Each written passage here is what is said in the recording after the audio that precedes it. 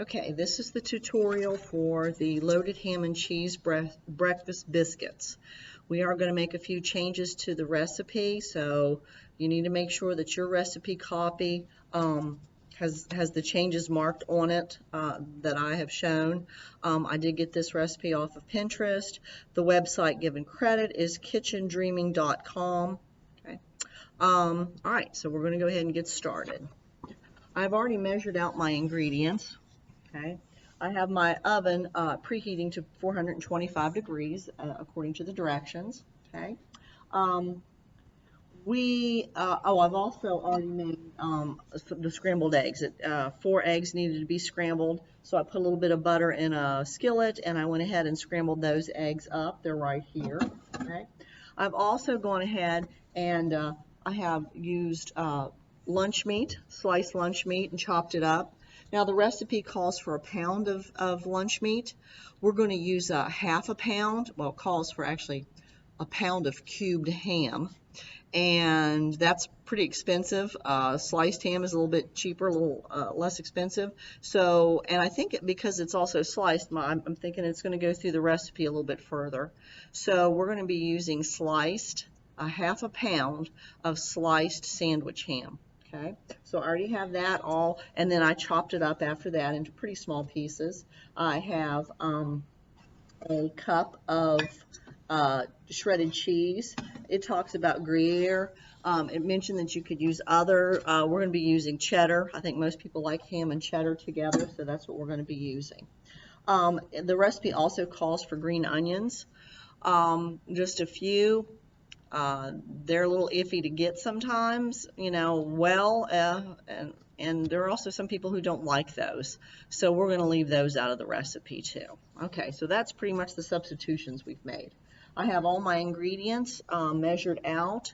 You need to do that first. Get all of your ingredients kind of measured out and ready. Get your eggs cooked and everything sliced to go.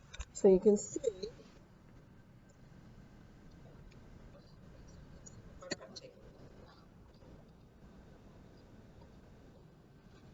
All right. So after that, it says in a large mixing bowl, add the flour. So I have 2½ cups of flour, or you can see a little bit better. So I have 2½ cups of flour. I'm also going to add baking powder, and the recipe calls for 1 tablespoon. Make sure it's a tablespoon, not a teaspoon, or they won't raise right. 1 tablespoon, put that in there. And it also calls for a 3/4 teaspoon of salt. So I'm going to use my 1 teaspoon, and I'm just not going to fill it completely full. Okay, so it's about 3/4. Add that in there. And I want to go ahead and get all those ingredients mixed pretty good. Anytime you're making biscuits and you're using baking powder, you need to get that incorporated into your flour pretty good. Okay, nice and evenly. Okay, next direction, say to add the cheese and the milk. So I'm going to add my shredded cheese, and I have 3/4 cup of milk that I'm going to add. Then with a spoon, stir the mixture until all the flour is incorporated and a slightly sticky dough forms.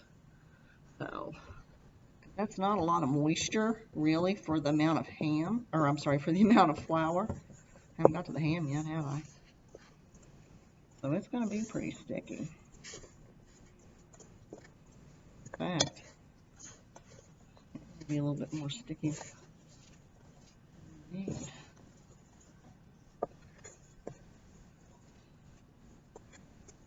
We're going to add just a little bit more milk, because there's sticky and then there's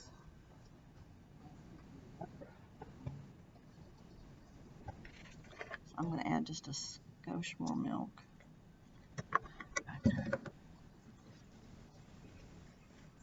Oh, that's better. Much better.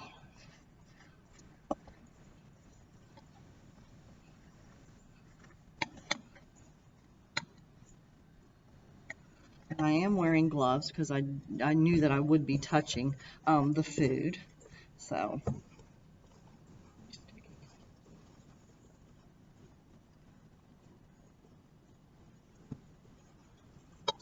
a tiny bit more. change your recipe just a skosh.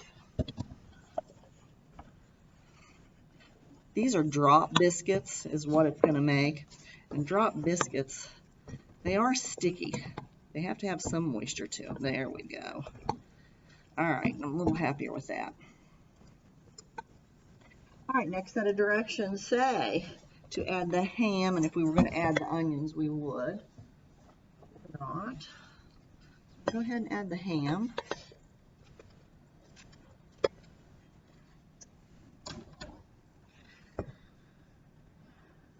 And mix well. And I'm going to say right now at this point, you're going to want to use your hands, okay? You've got to get that ham incorporated throughout all that flour. So you're going to need to use your hands.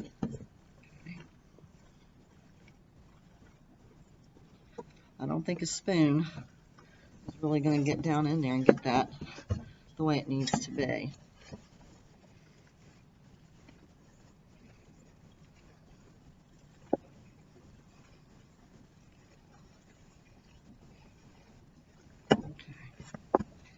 Next thing it says is to add the scrambled eggs and fold. So I'm going to go ahead and add my eggs.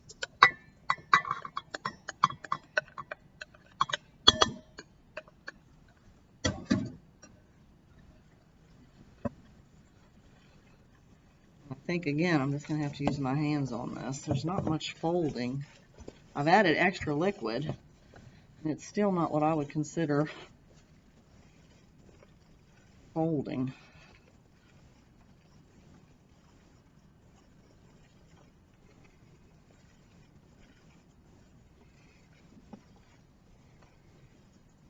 So just work the eggs in there. Now I have already sprayed my baking sheet. It talks about a cast iron skillet or a baking sheet. We're going to use, of course, a baking sheet. And I have sprayed my baking sheet, okay? And we're going to be using half sheet sizes. That way I'm hoping that we can get 2 batches onto one, because the batch calls for that each batch will make 12. I would like to have each one at least of a decent size so that we can justify what we're going to charge for them. So now what it says is, I'll put this down where you can see it hopefully. You're going to need a little bit of flour on your hands, okay? So with your gloves, go ahead and get your gloves all floured up a little bit, okay?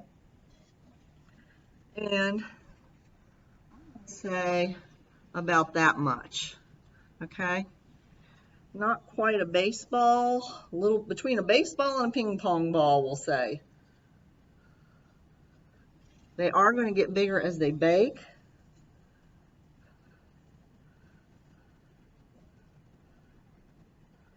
Now, let's see how many we get out of here. It's my first time with this recipe, so we're going to have to see how it goes. Now, I do not have the edit ability, at least not that I know of yet, to, once I get these baked, to kind of put them all on the same video. There might have to be a part 2 of the video so you can see what the final product looks like.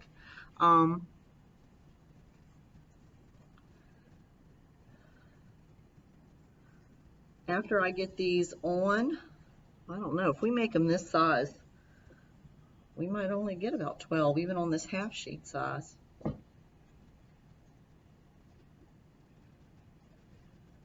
those are pretty good sized biscuits there. I think that'll ought to work. That'll feel like they're getting their money's worth anyway.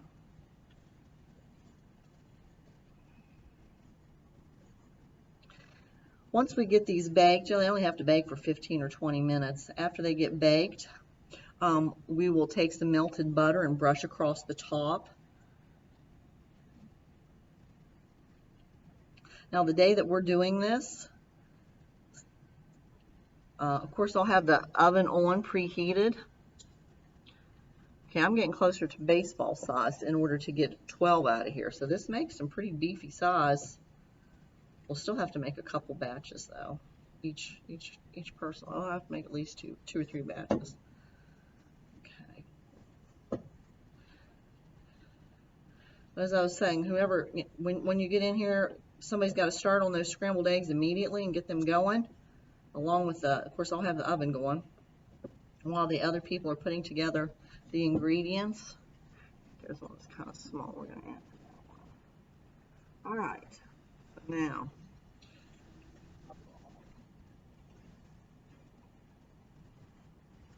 They're pretty big.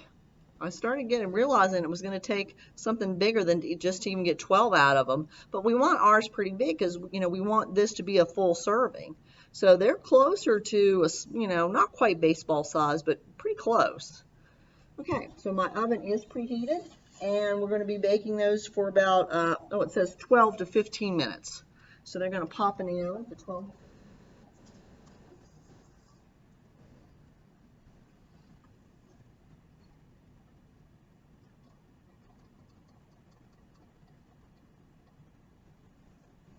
Give me a range like that, I usually split the difference and see how it goes from there, unless you know your oven really well. Like I said, I'll just have to show you the finished product on a separate video or in person. But anyway, we'll see how it goes.